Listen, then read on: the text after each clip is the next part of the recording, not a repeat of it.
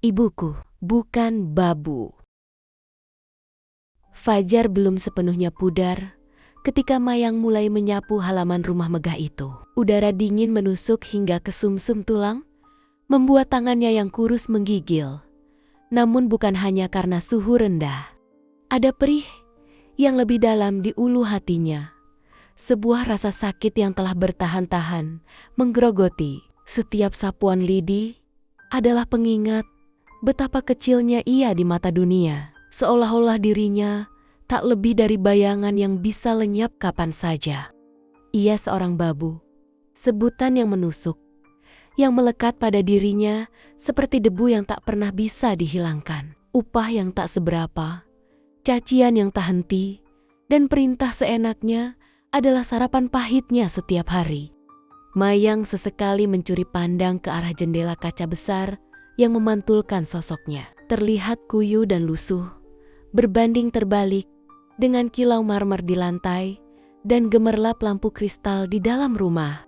Suara tawa nyaring dari balik jendela, tawa para majikan yang tak pernah melihatnya lebih dari sekadar pelayan, menambah sayatan di hatinya. Ia memejamkan mata, menelan semua kepahitan itu, berjanji pada diri sendiri untuk tidak menangis, tidak di sini. Di balik pagar tua yang berkarat, di antara samak semek kering yang nyaris mati, Marni berdiri membeku. Usianya baru 13 tahun, namun matanya telah menyaksikan terlalu banyak kepedihan. Ia memperhatikan setiap gerakan ibunya, setiap sapuan yang tertatih, seolah-olah ia merasakan setiap denyut sakit yang Mayang rasakan. Air mata terus mendesak di pelupuk matanya, namun ia menahannya sekuat tenaga, menggigit bibir bawahnya hingga terasa perih. Marni merasakan beban yang tak kalah berat dari ibunya. Bagaimana tidak? Setiap ejekan tentang ibunya di sekolah, setiap bisikan anak babu yang menusuk membuat hatinya mendidih dan darahnya berdesir marah. Ia ingin berteriak, ingin memukul, namun hanya bisa memendamnya. Diam adalah satu-satunya perlawanan yang ia tahu.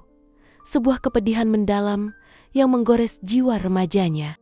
Ia membayangkan bagaimana rasanya memiliki ibu yang dipuja, bukan yang dihina. Mimpi-mimpi itu, seindah apapun, selalu pecah berkeping-keping di tangan realita yang kejam.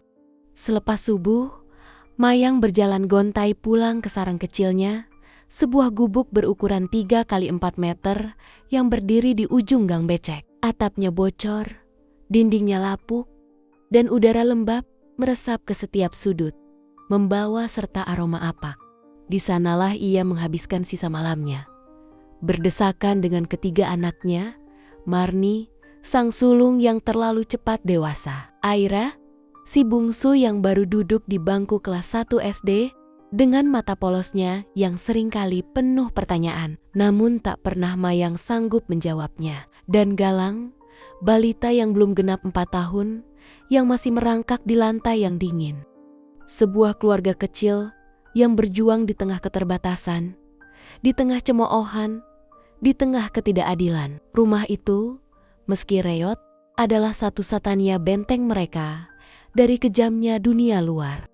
Namun, benteng itu pun sering diguncang badai dari dalam, badai yang bernama Adipura. Nama Adipura, suaminya, kini hanya membawa getaran ngeri. Lelaki yang dulu bersumpah akan membahagiakannya, kini lebih sering menghilang, atau pulang dengan bau alkohol yang menusuk hidung, amarah yang membabi buta, dan ancaman yang menggantung di udara. Mayang masih ingat senyum manis Adipura, kata-kata rayuannya yang mampu meluluhkan hatinya, dan janji-janji masa muda yang terasa begitu indah. Semua itu kini menjadi abu, terkubur di bawah tumpukan kekecewaan. Lelaki itu berubah menjadi monster, kasar, manipulatif, dan seringkali membawa pulang aroma parfum perempuan lain yang menempel di bajunya, merobek-robek sisa hati Mayang yang tak seberapa. Hati Mayang telah hancur berkiping-haping. Namun ia harus tetap bertahan demi anak-anaknya. Setiap kali Adipura pulang, Mayang akan menarik napas dalam, mempersiapkan diri untuk kemungkinan terburuk. Ia akan berusaha menyembunyikan Aira dan Galang di balik tubuhnya, berharap kemarahan Adipura tidak menimpa mereka. Marni menyaksikan semuanya, pertengkaran, pukulan, air mata ibunya. Ia melihat bagaimana ayahnya menghancurkan kebahagiaan mereka sepotong demi sepotong. Kepercayaannya pada Adipura telah lama mati, terkubur di bawah tumpukan janji palsu dan kekejaman.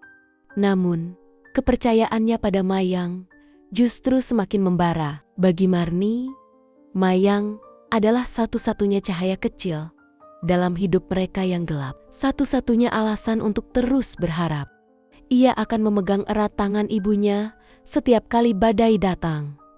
Seolah genggaman itu bisa mengusir semua duka. Seolah kehangatan telapak tangannya bisa menyembuhkan luka-luka yang tak terlihat. Ia selalu berusaha ada di sisi ibunya, menjadi tameng, menjadi pelindung. Di sekolah, luka itu semakin dalam. Setiap hari adalah pertarungan. Anak babu. Ibunya tukang bersih-bersih WC. Teriak seorang anak laki-laki dengan tawa mengejek. Suaranya seperti bisikan iblis yang menghantui Marni di setiap sudut sekolah. Marni menggigit bibir bawahnya hingga berdarah, menahan tangis yang mendesak keluar. Ia tidak pernah melawan, tidak pernah membalas. Semua rasa sakit itu ia simpan rapat-rapat, mengendap di dasar jiwanya. Ia tahu, jika ia melawan, masalah akan semakin besar, dan ibunya akan semakin sedih. Maka ia memilih diam. Tapi di rumah, di sudut kamarnya yang sempit, di bawah remangnya, cahaya lampu minyak yang berkedip. Ia menuangkan semua pedih itu ke dalam sebuah buku harian bekas. Setiap kata adalah tetesan air mata yang mengering. Setiap kalimat adalah jeritan yang terpendam, sebuah deklarasi perang dalam diam. Ia menulis tentang ibunya, tentang kebaikan hatinya, tentang betapa kuatnya ia, dan tentang bagaimana dunia ini begitu tidak adil. Malam harinya, ketika Aira dan Galang sudah terlelap dalam tidur lelah mereka, Marni merangkak mendekati Mayang yang sudah terpejam di atas tikar usang. Wajah ibunya tampak begitu letih, jejak-jejak kesedihan terpahat jelas di sana. Lebih dalam dari kerutan di sudut matanya. Mayang tidur pulas. Seolah hanya dalam tidurlah ia bisa menemukan kedamaian sejati. Marni membelai pipi Mayang perlahan, lalu berbisik dalam hati, sebuah janji yang tulus dan membara, yang keluar dari kedalaman jiwanya. Ibu, aku akan menolongmu. Aku akan angkat kau dari semua ini. Aku janji. Bisikan itu bergema dalam keheningan malam, menjadi sumpah yang mengikat. Di kamar sempit itu, di tengah debu, kehinaan, dan penderitaan, sebuah cinta yang tak terhingga tumbuh dalam diam. Seperti tunas yang memaksa diri menembus tanah keras. Cinta itu menyala terang, sebuah bara yang suatu hari nanti Marni yakin akan menyelamatkan mereka semua, akan membakar habis semua kepedihan. Pagi itu, Mayang merasakan firasat buruk ketika telepon dari nomor tak dikenal berdering. Suara di seberang sana, meskipun terdengar sopan, membawa nada perintah yang menusuk. Itu adalah Bu Sari, kakak kandungnya. Bukan undangan hangat, melainkan perintah terselubung untuk datang ke rumahnya. Seolah Mayang adalah salah satu pembantunya. Hati Mayang menciut. Ia tahu apa yang menantinya. Rumah besar itu dengan hyazen-hyazen mahal dan udara yang terasa membeku, seolah menertawakan kemiskinan Mayang. Aroma wangi parfum mahal dan makanan lezat yang baru saja selesai disantap keluarga Bu Sari menusuk hidung Mayang, semakin memperjelas jurang pemisah di antara mereka. Di sana, Mayang harus mencuci tumpukan baju kotor keluarga Bu Sari, dari pakaian dalam hingga kemeja sutra. Seolah ia tak punya pekerjaan lain, seolah ia tak punya harga diri. Setiap lipatan baju terasa seperti cambukan di punggungnya. Dan setiap percikan air sabun adalah tetesan air mata yang tak terlihat, melarutkan si Sesa harga dirinya. Sambil mencuci, telinga Mayang dipaksa mendengarkan ejekan yang dibungkus rapi dalam nada candaan, namun dengan sengaja diucapkan karos-karas agar ia dengar. Ya, dari kecil emang kamu cocoknya ngurus cucian, makanya jangan ngotot nikah sama Adipura. Udah miskin? Kelakuannya bejat. Untung kamu masih bisa berguna sekarang, daripada cuma jadi beban masyarakat. Suara Bu Sari yang renyah seolah menjerit-iris harga diri Mayang, lebih tajam dari pisau. Mayang menunduk, giginya terkatup rapat hingga rahangnya terasa ngilu. Ia tahu kakaknya tak pernah menyukainya, tak pernah menganggapnya setara. Sejak kecil, Bu Sari selalu merasa lebih unggul, lebih pandai, lebih beruntung. Suaminya seorang pejabat kelurahan yang disegani, anaknya kuliah di luar kota, hidup dalam kemewahan dan kehormatan. Sementara Mayang hanyalah janda tak dianggap, dengan 3 anak kecil yang menjadi beban, sebuah aib bagi keluarga besar mereka. Rasa sakit itu menggerogoti jiwanya, membuat dadanya sesak. Ia memejamkan mata, berharap semua ini hanyalah mimpi buruk yang akan segera berakhir. Ketika Mayang pulang, tubuhnya lunglai, pundaknya terasa berat, seolah memikul beban ribuan ton. Wajahnya pucat pasi. Namun ada luka yang lebih dalam di sana. Luka yang tak terlihat oleh mata telanjang. Luka lama yang kini kembali menganga, berdarah lagi. Marni yang sedari tadi menunggu di depan pintu gubuk mereka, merasakan getaran aneh dari tubuh ibunya. Ia tidak bertanya, tidak perlu kata-kata. Ia hanya memeluk ibunya dari belakang. Sebuah pelukan yang mencoba menyalurkan kekuatan, mencoba menyembuhkan tanpa kata. Ia bisa merasakan getaran tubuh Mayang, tahu bahwa ibunya baru saja melewati neraka kecil di rumah kakaknya sendiri. Marni mencium bau deterjen dan sedikit bau parfum mahal dari baju ibunya. Bau yang kini ia benci. Ia menggenggam tangan Mayang, merasakan dinginnya telapak tangan ibunya. Dan pada saat itu, sebuah tekad membara di hatinya. Ia akan memastikan ibunya tidak akan pernah lagi harus menunduk di hadapan siapapun.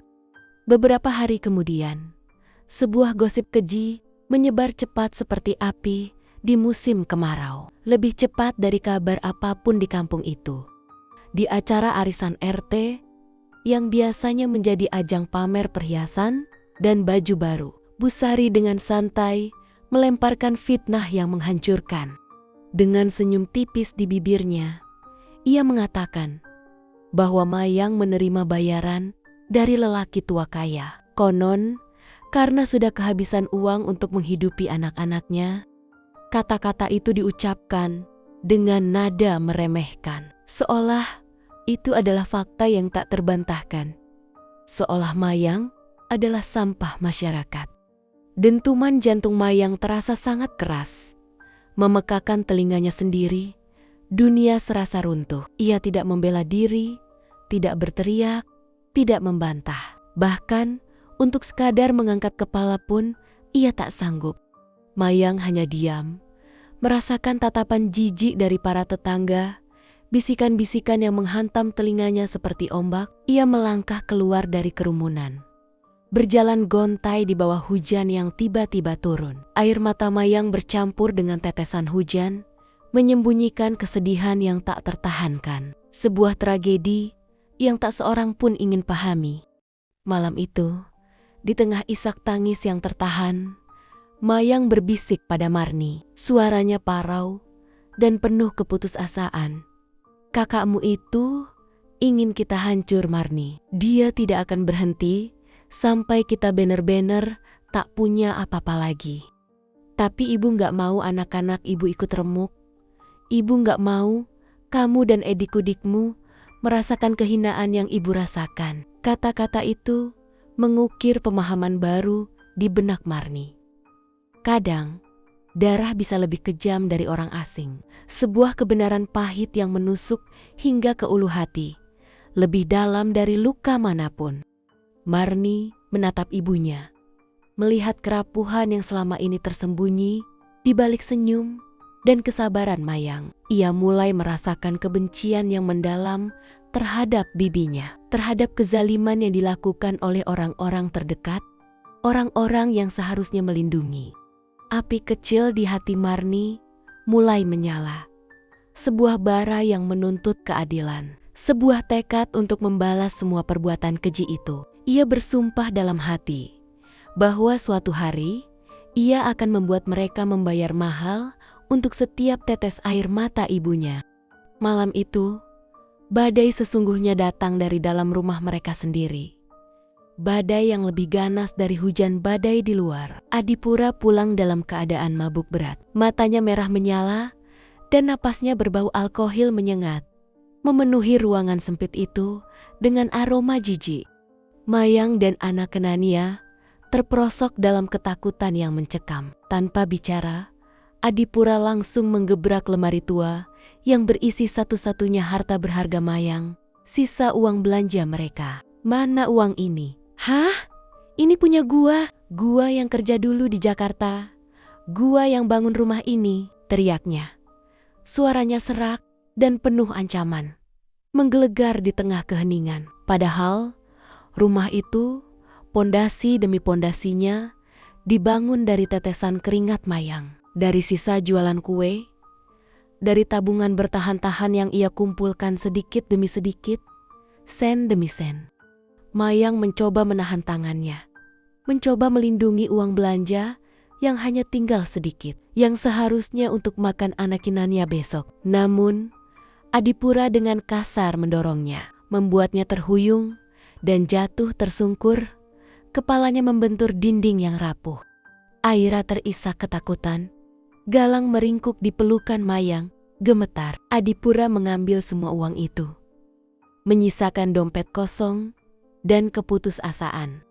Beberapa hari kemudian, pemandangan yang lebih mengerikan terhampar di depan mata Mayang. Adipura datang lagi, tidak sendiri. Ia menggandeng seorang perempuan muda, genit, dengan riasan mencolok dan pakaian minim bernama Lela. Wajah Mayang membeku, seolah darahnya berhenti mengalir. Jantungnya berdebar kencang. Sebuah firasat buruk memenuhi benaknya. Ini istri gua yang baru. Gua mau tinggal bareng di sini. Lo nggak setuju? Lo angkat kaki dari rumah ini, kata Adipura, menantang dengan sorot mata jijik, seolah Mayang adalah sampah yang harus dibuang. Mayang membisu, mulutnya seakan terkunci, tak mampu mengucapkan sepatah kata pun. Ia merasakan sakit yang lebih parah dari tamparan manapun. Aira yang polos langsung menangis torsedu-sidu, tak mengerti apa yang terjadi, hanya merasakan atmosfer mencekam. Marni dengan mata tajamnya yang memancarkan kemarahan, menggenggam tangan ibunya erat-erat, seolah ingin menyalurkan seluruh kekuatannya. Ia melihat penghinaan itu, merasakan luka yang begitu dalam di hati ibunya. Ia bersumpah dalam hati, perempuan ini dan ayahnya akan menyesali perbuatan mereka. Setelah Lela pergi, Adipura kembali masuk ke dalam rumah. Amarahnya yang tertahan meledak, karena ia tak melihat Mayang menunjukkan perlawanan yang ia inginkan. Ia membanting piring hingga pecah berkeping-keping, membuat Galang yang ketakutan menjerit dan berlari bersembunyi di balik punggung Mayang. Adipura membentak Galang, menuduhnya cengeng dan tidak berguna, seolah anak kecil itu adalah penyebab semua masalahnya. Kemudian, dengan sengaja, ia menginjak-injak kain pel yang biasa digunakan Mayang untuk membersihkan rumah. Sebuah simbol penghinaan terhadap jerih payah Mayang. Sebuah pesan bahwa ia tak punya hak apapun di rumah ini. Adipura melangkah keluar, meninggalkan Mayang dan anak-anak dalam reruntuhan, baik fisik maupun batin. Bau alkohol dan amarah Adipura masih menguar di udara, meninggalkan jejak ketakutan. Keesokan harinya, penderitaan Mayang mencapai puncaknya. Saat mencuci pakaian, tubuhnya terasa begitu lemas. Pandangannya berkunang-kunang, kepalanya berputar, dan perutnya terasa nyeri tak tertahankan. Ia ambruk, tak sadarkan diri. Genangan air sabun di sekitarnya. Marni dengan panik memanggil tetangga. Wajahnya pucat pasi. Ia tak tahu harus berbuat apa. Mayang dilarikan ke puskesmas terdekat dengan bantuan tetangga. Dokter mendiagnosis pendarahan lambung akut akibat kelelahan dan tekanan mental yang akumulatif yang telah menggerogoti tubuhnya selama bertahun-tahun. Tubuhnya telah menyerah pada beban hidup yang terlalu berat, pada kekejaman yang tak berkesudahan. Marni hanya bisa duduk di sudut ruangan puskesmas. Tubuhnya bergetar hebat, air mata mengalir deras tanpa henti. Ia merasa begitu tak berdaya. Melihat ibunya terbaring lemah, nyaris tak bernyawa, disambungkan dengan berbagai selang. Rasa sakit itu tak hanya menggerogoti Mayang, tapi juga meribek-robek hati Marni. Kebencian pada Adipura semakin membara, membakar seluruh jiwanya. Ia bersumpah akan membalas semua penderitaan ini, akan memastikan ayahnya membayar mahal untuk setiap tetes air mata ibunya. Ia melihat Aira dan Galang yang ketakutan, berpegangan tangan, dan tekadnya semakin kuat. Di tengah tumpukan luka dan lautan air mata, di antara bau obat-obatan dan keputusasaan yang melingkupi puskesmas, sebuah bara kecil mulai menyala di hati Marni. Bukan bara kebencian yang membutakan, melainkan bara kekuatan yang menginspirasi, sebuah tekad untuk mengubah nasib mereka. Ia tak ingin lagi hanya menangis, tak ingin lagi hanya berdiam diri melihat ibunya hancur, melihat adik-adiknya hidup dalam ketakutan. Marni menyadari ia harus menjadi sayap bagi ibunya yang patah, menjadi pilar bagi rumah mereka yang hampir roboh. Ia mulai menulis lebih banyak di buku harian Bikusnia, yang kini menjadi satu-satunya tempat ia bisa menuangkan segala rasa. Kali ini, tulisannya bukan sekadar curahan hati yang pedih, melainkan cerita-cerita fiksi yang penuh kekuatan. Kisah tentang seorang anak perempuan yang memiliki ibu luar biasa, seorang pahlawan tanpa tanda jasa.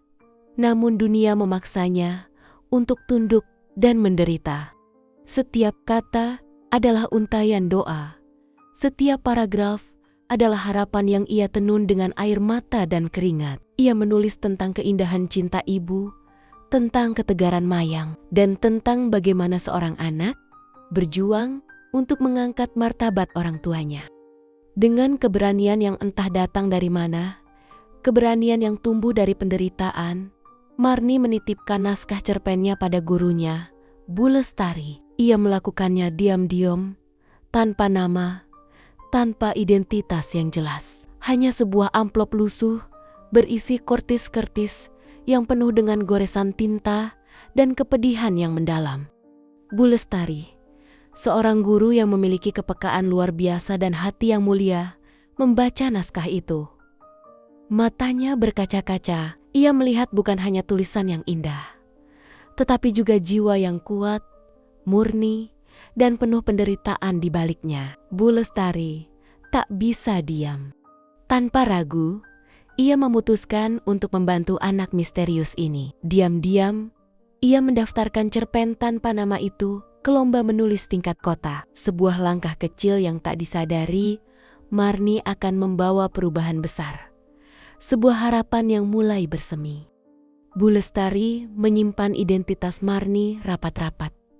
Tahu bahwa hal ini adalah sesuatu yang sangat pribadi bagi anak didiknya.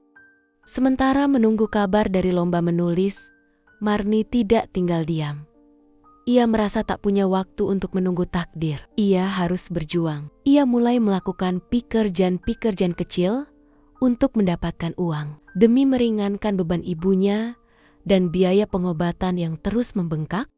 Ia menawarkan diri, membantu tetangga mencuci sepatu, mengantar galon air mineral dari rumah ke rumah, bahkan menjadi loper koran kesil-kasilan di pagi hari, bangun jauh Sebelum matahari terbit, kakinya lecet, tangannya kapalan. Tubuhnya seringkali lelah tak terkira.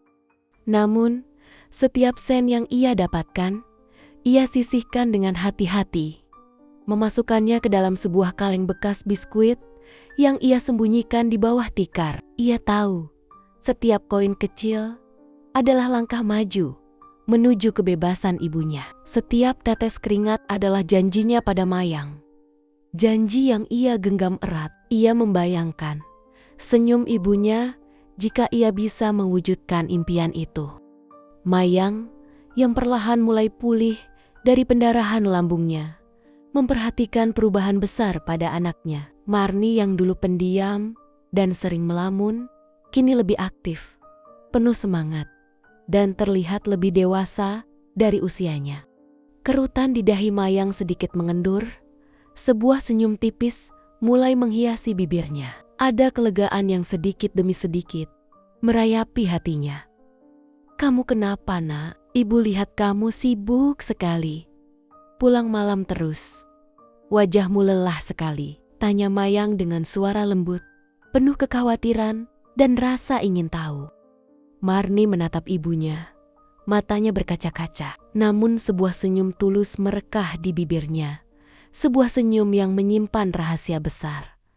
"Aku ingin ibu istirahat. Aku ingin ibu tidak perlu bekerja lagi sampai larut. Biar aku yang cari cara, Bu. Ibu harus sehat dulu," jawabnya. Suaranya mantap dan penuh keyakinan.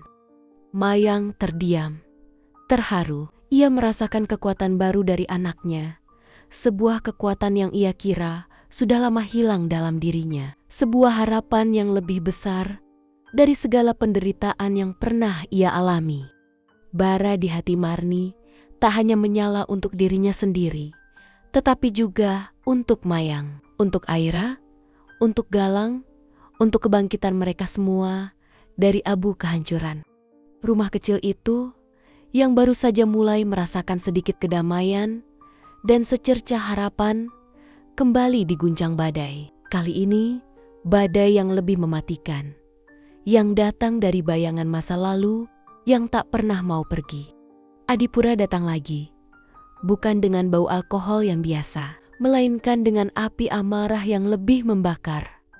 Api kebencian yang membutakan matanya. Wajahnya yang kuyu dipenuhi uret-uret menonjol.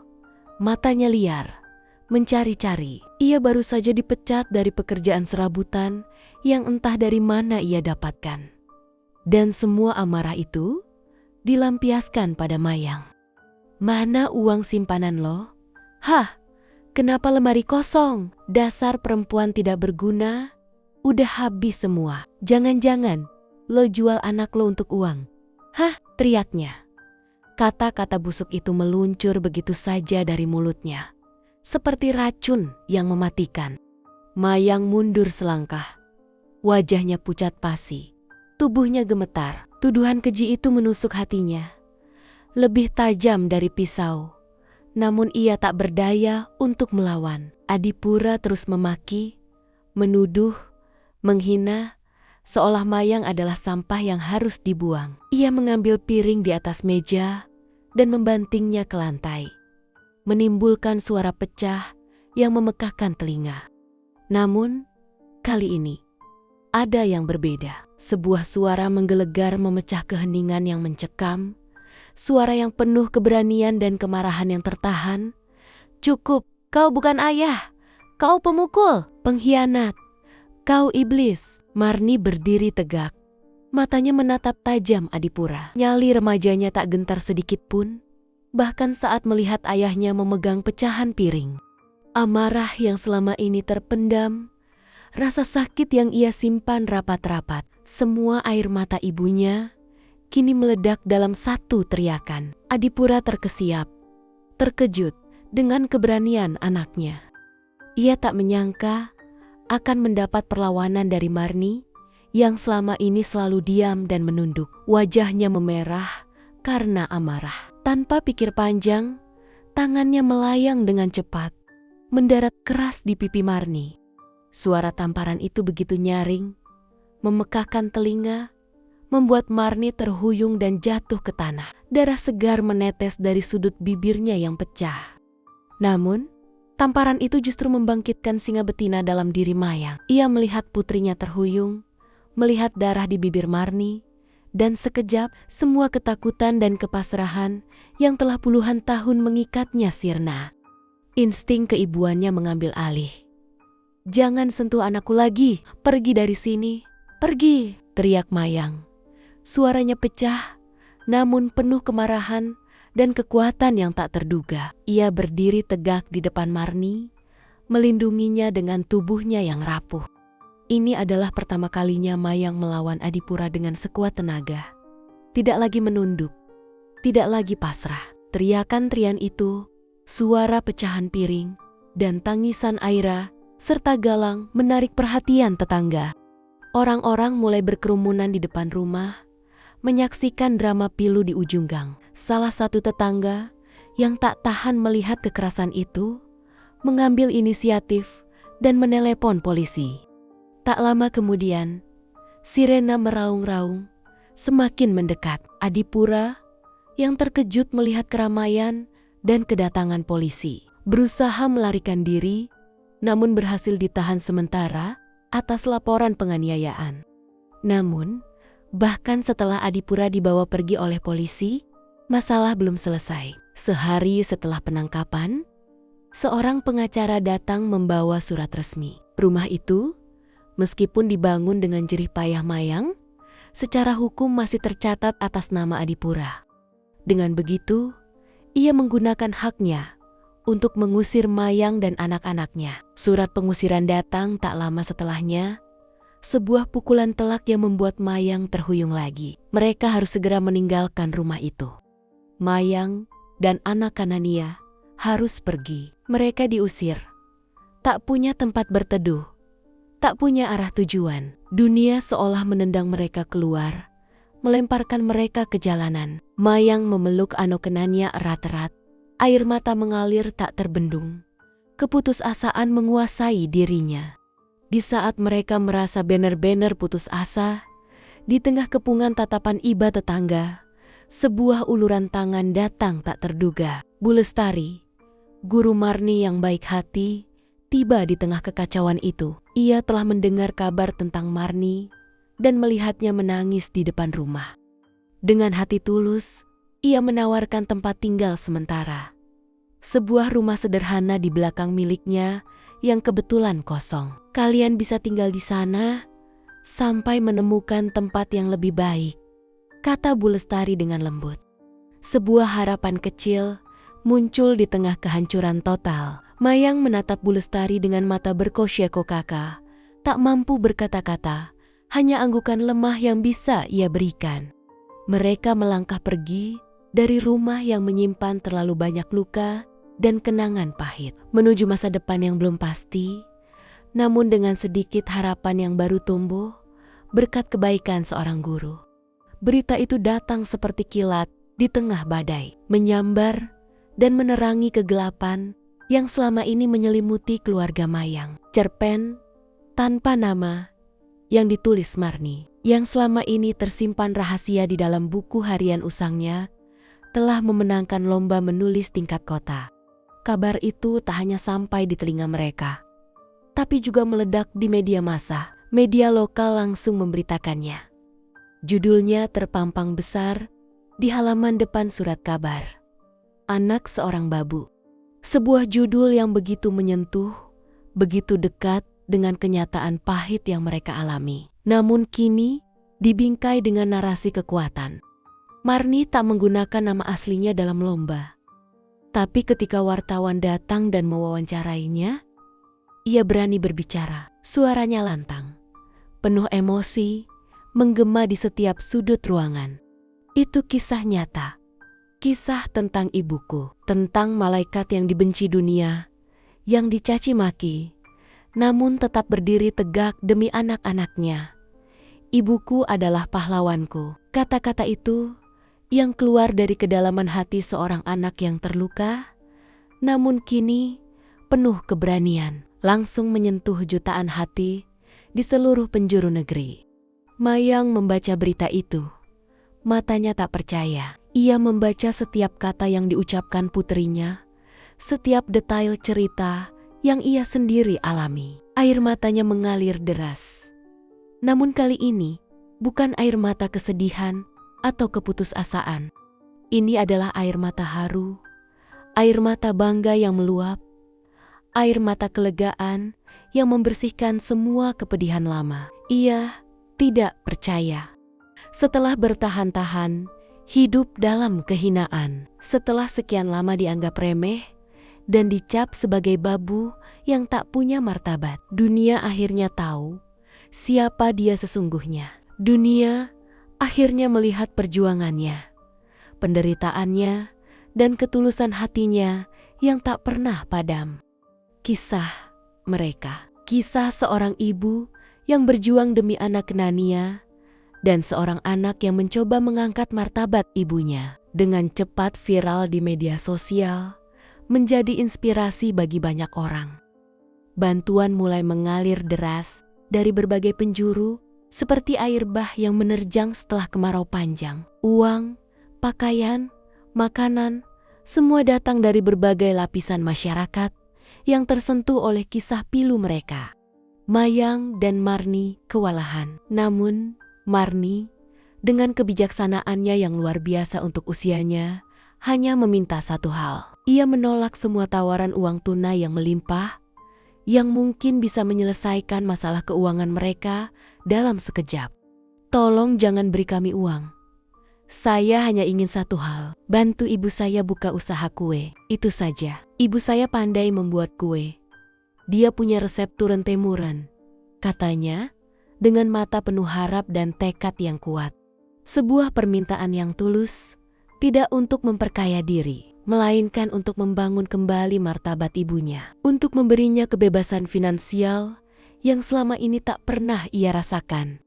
Dengan bantuan yang terkumpul, Mayang memulai usaha kue kesil-kosilan dari dapur sederhana di rumah belakang Bu Lestari. Dapur itu kini terasa lebih hidup, dipenuhi aroma manis QQ yang baru matang. Awalnya, hanya beberapa jenis kue tradisional yang ia buat, dengan resep warisan neneknya dan penuh cinta yang ia tuangkan dalam setiap adonan. Setiap gigitan kue itu seolah mengandung cerita perjuangan mereka. Manis, namun penuh perjuangan. Mayang membuat kue dengan tangan dinginnya. Marni membantu mengantar pesanan ke tetangga dan toko-toko kecil. Dan Aira serta Galang seringkali ikut membantu membungkus QQ kecil itu dengan antusias. Usaha itu dimulai dari nol, dari dapur yang sempit dan minim peralatan. Namun semangat Mayang yang tak pernah padam, dukungan Marni yang tak henti, dan keajaiban dari sebuah kisah membuat usaha itu terus berkembang. Perlahan tapi pasti, nama kue Mayang mulai dikenal luas. Cerita di baliknya menyebar dari mulut ke mulut, dan setiap gigitan adalah pengingat akan kebangkitan yang heroik, sebuah bukti bahwa dari kehancuran pun bisa lahir keindahan. Pesanan mulai berdatangan dari luar kota. Bahkan beberapa restoran tertarik untuk menjual kue-kue Mayang. Rumah belakang Bu Lestari yang dulunya sepi, kini ramai dengan aktivitas dan tawa. 3 tahun telah berlalu sejak badai besar itu. 3 tahun penuh perjuangan dan kebangkitan. Rumah kecil di belakang Bu Lestari kini terasa lebih hangat, lebih hidup. Bukan lagi sekadar tempat singgah, melainkan rumah yang sesungguhnya, penuh tawa dan harapan. Marni bukan lagi anak yang hanya bisa menulis di buku harian usang. Ia telah tumbuh menjadi penulis muda yang diakui secara nasional. Karyanya tak hanya memenangkan lomba, tapi juga diangkat menjadi film pendek yang menyentuh hati dan memenangkan berbagai penghargaan. Ia sering diundang sebagai pembicara di seminar semonar dan acara sastra bergengsi. Berbagi kisahnya menginspirasi ribuan orang dengan kata Tania yang tulus dan pengalaman hidupnya yang pahit namun penuh makna. Namun, di balik semua kemewahan dan pengakuan itu, Marni tetaplah Marni yang dulu. Ia memilih untuk tetap tinggal di rumah sederhana bersama ibunya dan adik-adiknya, jauh dari hiruk-pikuk kehidupan kota besar. Kesederhanaan adalah akar yang menguatkannya, pengingat akan di mana ia berasal. Ia tak pernah lupa dari mana ia datang. Suatu hari, bayangan masa lalu yang kelam kembali muncul, mencoba mengusik kedamaian yang telah mereka raih. Adipura datang. Ia terlihat jauh lebih tua dari usianya. Pakaiannya lusuh, wajahnya kuyu. Matanya menunjukkan keputusasaan yang mendalam. Ia telah ditinggalkan Lela, istrinya yang baru, setelah semua hartanya habis. Kini, ia datang, mencoba merajut kembali kisah yang dulu ia hancurkan dengan tangannya sendiri. Ia berdiri di depan pintu, mencoba memohon belas kasihan. Mayang menatapnya lama, tatapan yang tak lagi dipenuhi ketakutan, melainkan kekuatan, ketegasan, dan sedikit rasa iba yang cepat menghilang. Hatinya telah mengering dari segala rasa terhadap Adipura, yang tersisa hanyalah bayangan dari luka-luka lama. Kau datang saat semua sudah hancur. Kau pergi saat kami paling membutuhkanmu. Kami sudah berdiri lagi sendiri. Kami tidak butuh kau lagi, kata Mayang. Suaranya tenang, namun penuh ketegasan yang tak terbantahkan. Seolah setiap kata adalah palu yang menghantam dinding di antara mereka. Adipura terdiam, menyadari betapa jauh ia telah melangkah dari mereka. Dan betapa tak berdayanya ia kini. Ia tak lagi punya tempat, tak lagi punya hak untuk kembali. Tak lama kemudian, Busari pun mencoba mendekat. Seperti lalat yang tertarik pada gula, usaha kue Mayang kini telah sangat dikenal. Bahkan sering mendapat pesanan dari instansi besar dan catering ternama. Namanya harum di mana-mana. Ia datang dengan senyum manis yang penuh kepura-puraan, mencoba menjalin kembali hubungan yang dulu ia rusak dengan fitnah dan penghinaan. Ia bahkan membawa hadiah mewah, mencoba membeli hati Mayang. Namun, Marni adalah penjaga hati ibunya. Ia menatap bibinya dengan dingin, matanya yang tajam seolah menembus topeng kepura-puraan itu. Kami bisa memaafkan karena itu perintah Tuhan. Tapi kami tidak akan pernah melupakan. Setiap luka yang kau torehkan sudah menjadi bagian dari cerita kami.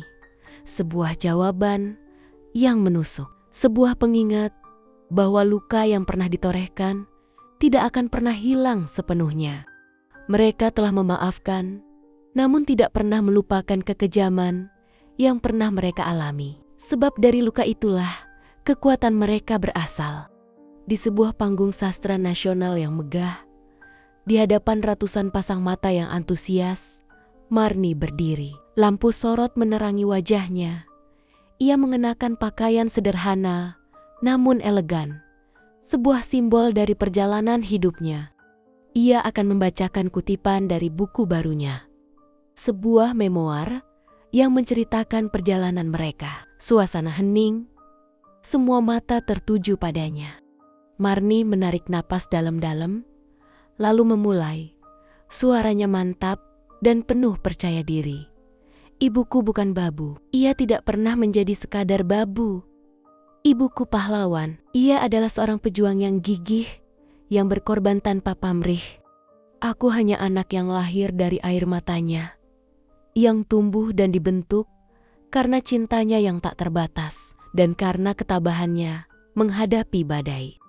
Tepuk tangan membahana. Para penonton berdiri, memberi aplaus panjang yang tulus, mengagumi kekuatan dan ketulusan kata-katanya. Di barisan depan, Mayang berdiri, wajahnya basah oleh air mata. Kali ini, bukan air mata kesedihan, bukan air mata keputusasaan.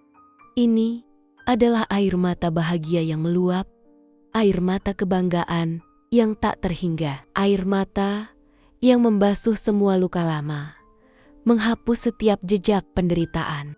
Ia melihat putrinya bersinar terang di panggung itu, melihat semua perjuangan mereka berbuah manis, melihat betapa jauh mereka telah melangkah.